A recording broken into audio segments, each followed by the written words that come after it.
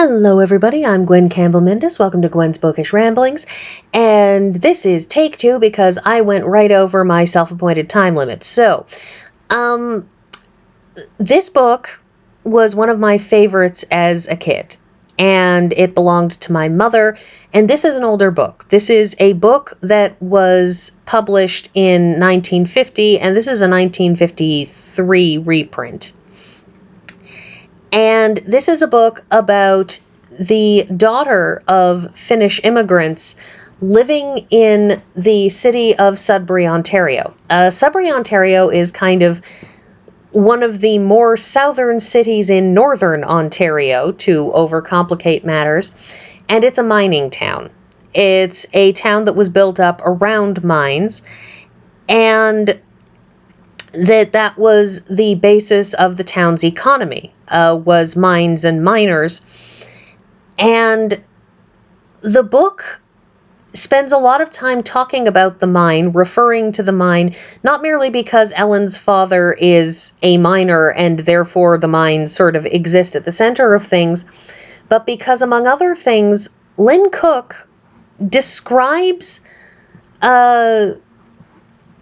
it describes Ellen's perspective, and describes Sudbury and the concept of the Giant Slag. And that is, this is not in fact referring to anything to do with sluts, but it has to do with mining slag. That is the incredibly meltingly hot byproducts of mining. That is, when you pull rock out of the ground, pull ore out of the ground, you have to smelt it. And when you smelt it, you get it separated into two things. You get the ore, in this case predominantly nickel, and then you have the leftover stuff, the slag.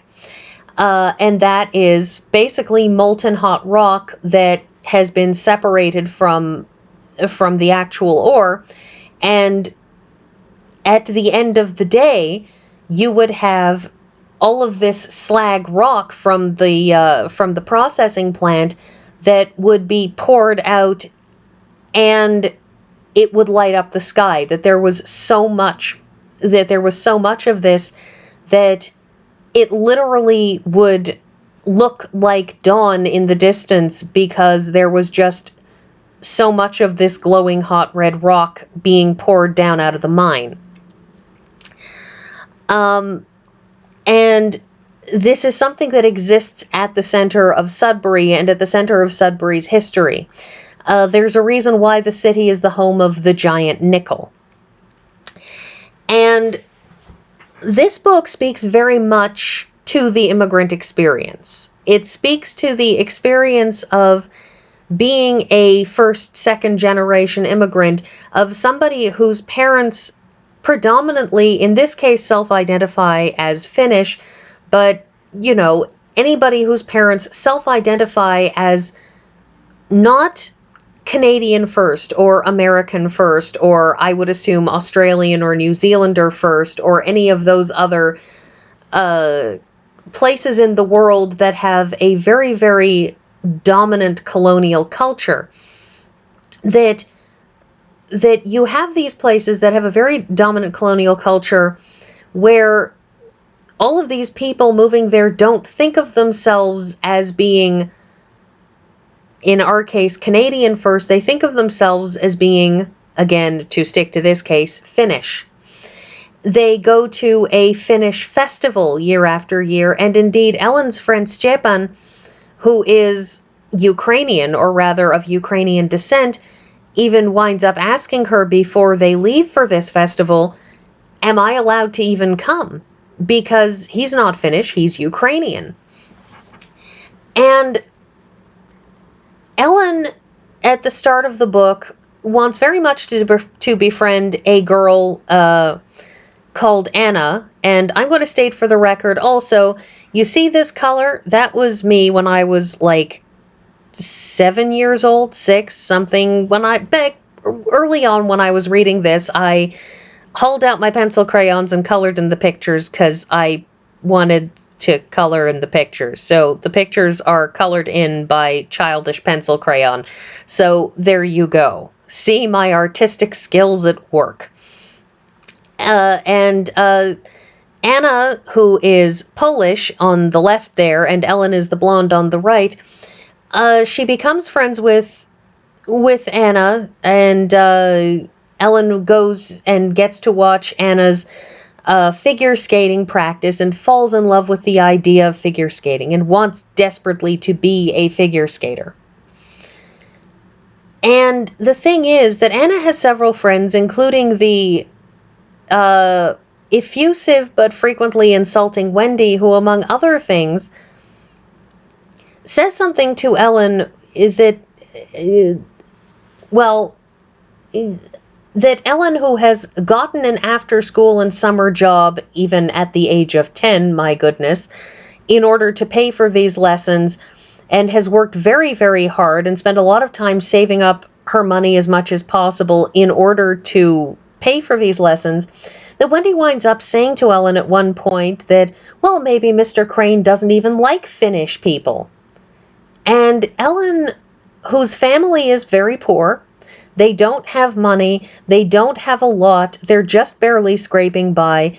Part of the reason Ellen has had to get this job is because her parents simply cannot afford to pay for these lessons, becomes so intimidated by the idea that maybe Finnish people shouldn't be allowed to figure skate or something to that effect, that she freaks out and runs out, and Mr. Crane goes after her and actually has a sit down to talk to her and say, look, I don't have anything against Finnish people, and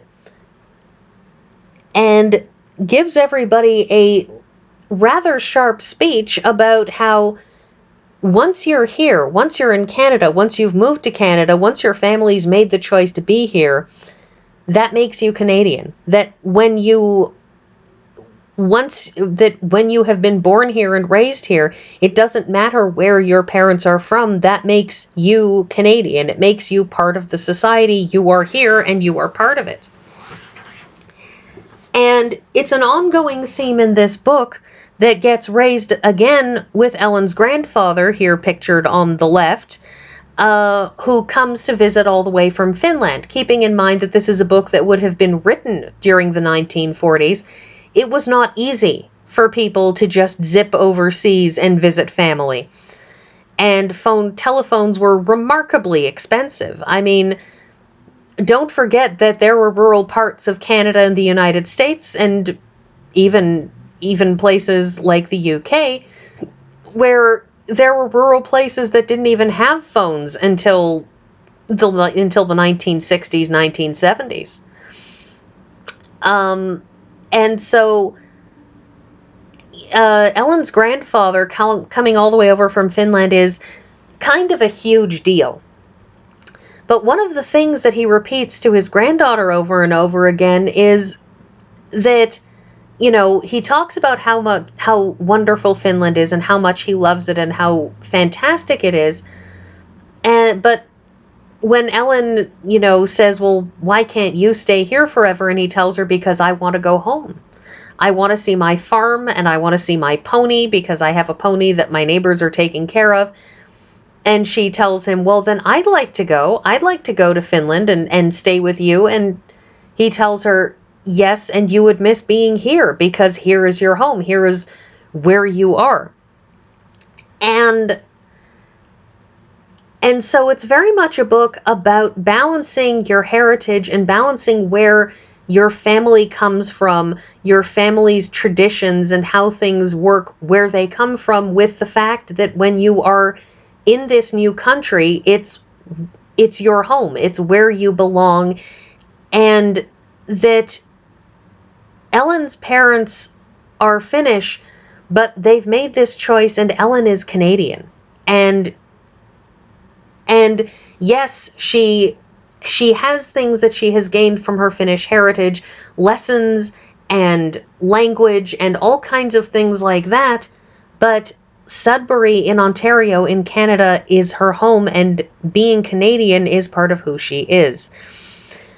And it's very much about the international nature of Canada, the multicultural nature of just about any country that has a very, very significant immigrant population, a nation that is definably a nation of immigrants, like Australia and New Zealand and Canada and the United States, which, yes, First Nations, Native Americans, Aborigines, however you want to call them, were there first, and it ought to be, but we also need to accept that the English or the French or the whomever came through and bulldozed everybody, and there is a certain culture that has become dominant in that time, but that culture is also effectively an immigrant culture.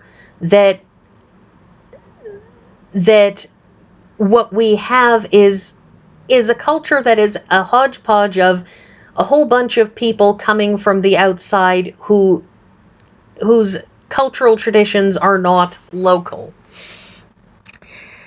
And Ellen, who desperately, desperately wants to be a figure skater after seeing Anna, who learns that her grandfather was a championship figure skater, who gives up her dream of being a figure skater to give her parents this money so they can pay off their taxes and their bills, is given a pair of figure skates by her grandfather, who then teaches her figure skating. And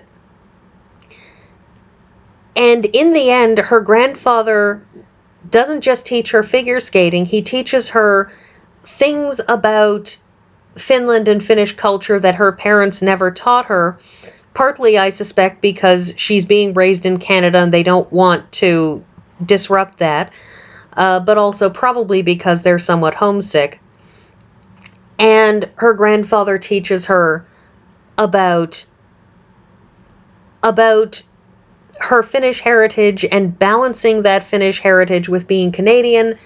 He teaches her figure skating, and when Ellen so desperately wants to join up with the other girls who are going to be in a figure skating show, after he gives her a stern talking to about appreciating what she actually has, he then goes ahead and talks to the figure skating teacher, who auditions her and lets her into the show too. And the end of the book is just a little bit tear-jerkery, in no small part because there's a subtle bit which I missed when I was younger, but now that I'm older and reading it, when she tells her grandfather that, maybe she'll go and she'll skate in Finland and she'll do things and he'll be there to see them, won't he? And there's a tiny bit of him thinking that you can see as an undertone him thinking that he's 75, and it may be that when she is skating for Canada, when she is becoming this championship figure skater that the book implies she may someday be able to be, the tiny suggestion that, well, yes, he's 75, he might be dead by then, but she gets her moment. Because the figure skating teacher has put together a show that is supposed to be kind of a pocket history on ice of Canada, and Ellen gets to play the character representing the Finnish people arriving in Canada alongside all of the others, the Poles, the French, the English, and so this book was a big favorite of mine when I was a kid. I really, really like it. I really, really like its emphasis on the multicultural nature of Canada, on the idea of unity and difference.